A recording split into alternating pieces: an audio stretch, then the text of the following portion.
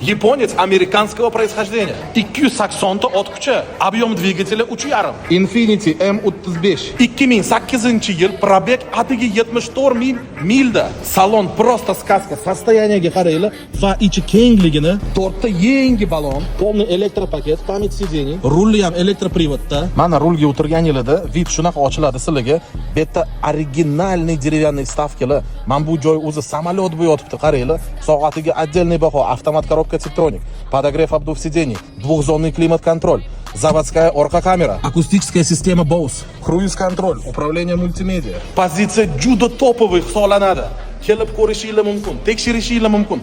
Texnikiyda xudo xolisa ish topmaysizlar. Narxiga keladigan bo'lsa, narxi 16,5 ming dollar edi.